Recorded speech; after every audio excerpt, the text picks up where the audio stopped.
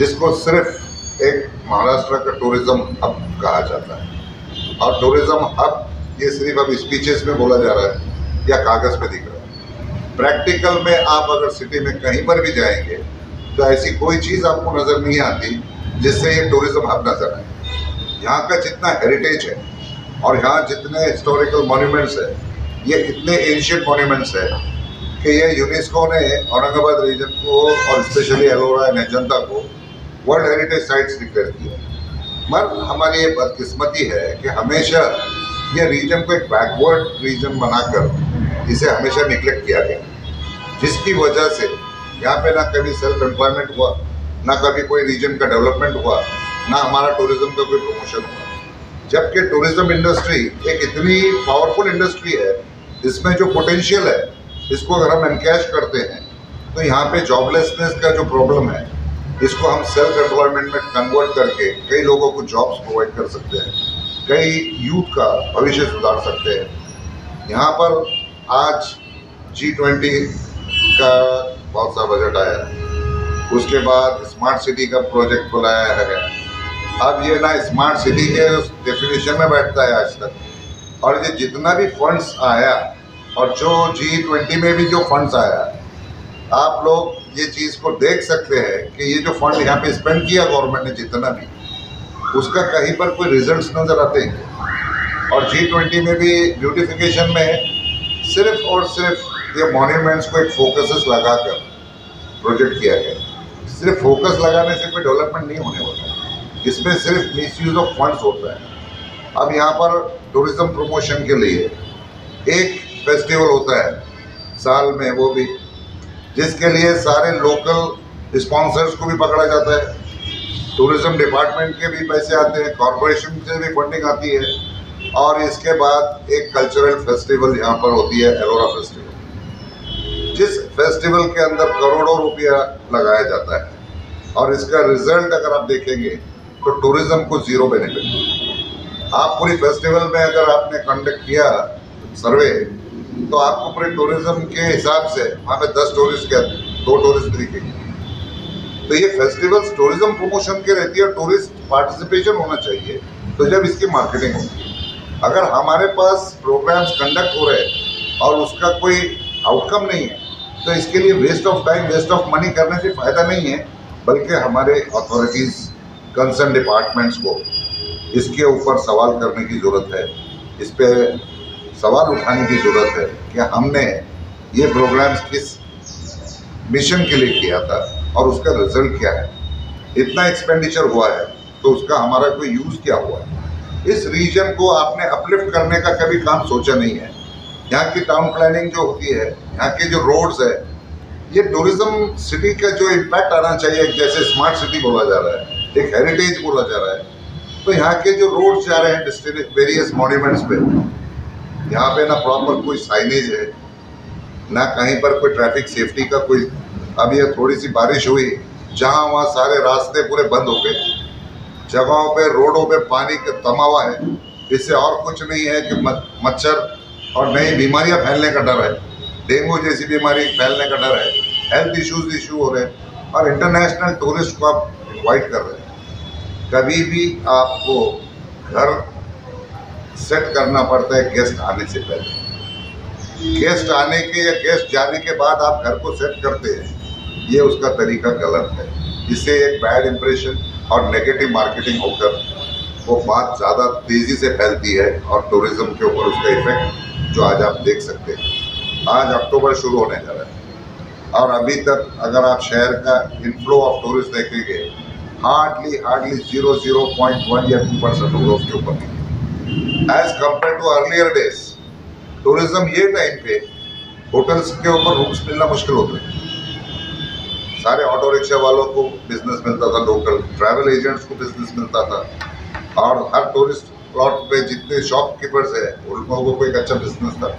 आज इतना सब होने के बावजूद आज आप सर्वे करने के बाद देख सकते हैं इस सिटी को रेवेन्यू का 1 पैसे का फ़ायदा नहीं है। और जब पोटेंशियल सारा है, फंड्स दुनिया भर के अलॉट होते हैं, कागज़ पे दिखते हैं, पेपर में पढ़ने को मिलता है, साइड पे कहीं भी नज़र नहीं आता, तो ये कब तक अंधा राज चलता रहेगा। अब इसके ऊपर सवाल उठाने का टाइम आ चुका है। हम सिर्फ बातें करेंगे और ये काम छोड़ते रहेंगे, ऐसा नहीं चलेगा। आज आपके माध्यम से, ये प्रेस की तरफ से मैं ये अवेयरनेस क्रिएट करना चाहता हूँ among all the citizens of Aurangabad और रिस्पॉन्सिबल डिपार्टमेंट्स, जैसे यहाँ का MTDC है, महाराष्ट्र टूरिज्म डेवलपमेंट कॉरपोरेशन, ये ऑफिसर जो काम कर रहे हैं उनमें क्या कमी है, that review should be given to the collector. Administration should take serious action against all the concerned departments for the lack of the facilities and the services. दूसरा, कॉरपोरेशन एक इम्पोर्टेंट रोल प्ले करता है।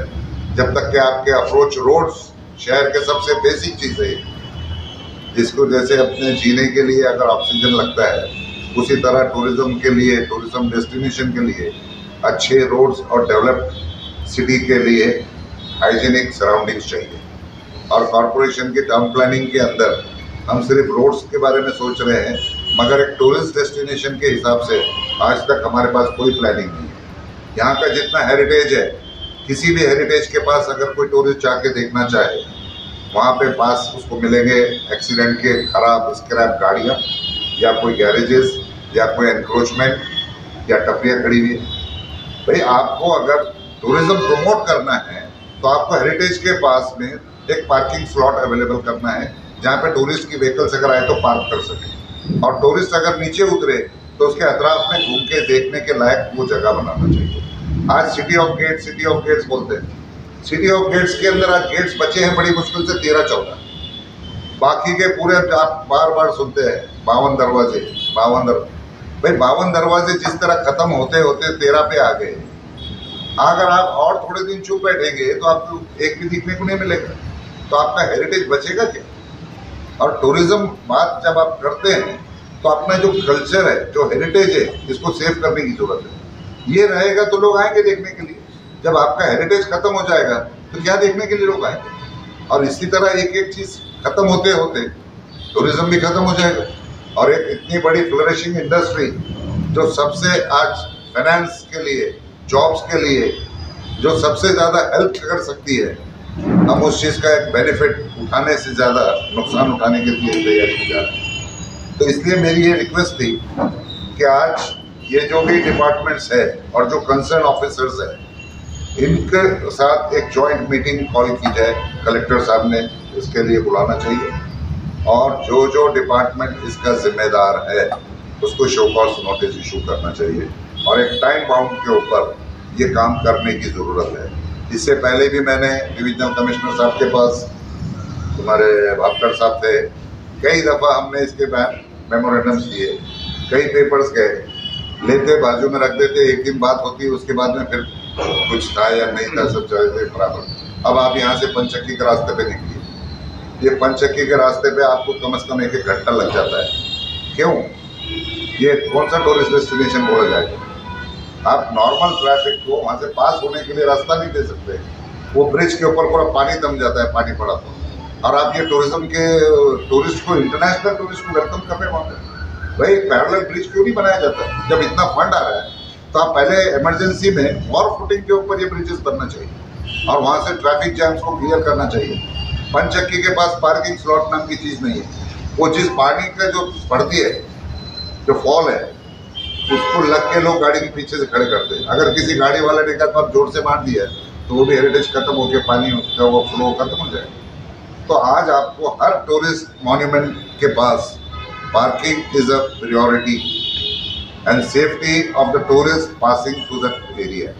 Signages, informatory signs, cautionary signs, mandatory signs along the roadside leading from airport to the destination, railway station to the destination। आज यहाँ पे आपके पास पूरे शहर में आप स्मार्ट सिटी का दावा करते हैं, एक साइन बोर्ड इंग्लिश पे नहीं है। कौन सा टूरिस्ट मराठी में साइन बोर्ड पढ़ते फिरेगा, ये बताइए? आप जब टूरिज्म बोर्ड बोलते हैं, आप डुअल लैंग्वेज में बनाइए ना। भाई आपको 2 लैंग्वेज में बनाना है, बहुत अच्छी बात है, आप डुअल साइड में बनाओ और हर एक को इजी जाएगा। अब यहाँ पे जितनी भी कॉर्पोरेशन ने इससे पहले BOT के ऊपर प्रोजेक्ट जो साइनेजेस के गैंट्रीज दिया था, उन्होंने बिल्ड, ऑपरेट एंड ट्रांसफर, रोडों के ऊपर सिर्फ एडवर्टाइजमेंट नजर आते थे, इंफॉर्मेटरी साइंस कम नजर आते थे। 10% साइनेज है, 90% एडवर्टाइजमेंट है। जबकि कोर्ट का जीआर है कि कैरेज वे के बीच में, कैरेज वे पे कहीं पर भी लाइव ट्रैफिक को ऐसे कोई एड्स नहीं दिखना चाहिए जिससे ड्राइवर डाइवर्ट हो जाए माइंड और एक्सीडेंट की तरफ जाए। और हमारे पास अब जहाँ वहाँ देखिए मेन रोड के कैरेज वे के ऊपर में आपको बोर्ड्स नजर आएंगे, ये रोड के कैरेज वे के बाहर होना चाहिए कि डिस्ट्रक्शन ना हो ड्राइवर्स को ड्राइविंग के टाइम। और आज सिटी में जितने भी आपके आइलैंड्स हैं, रोड क्रॉसिंग्स है, पेडेस्ट्रियन ट्रैवलर्स के लिए कोई सिक्योरिटी नाम की चीज़ नहीं। ये रोड के सामने हमारे 5 रास्ते हैं, आए दिन एक्सीडेंट्स होते हैं, हमको उठा के लेके घाटी भागना पड़ता है। तो एक हमारा एनजीओ का ये काम हमेशा रहा है और हम लोग सिटी के लिए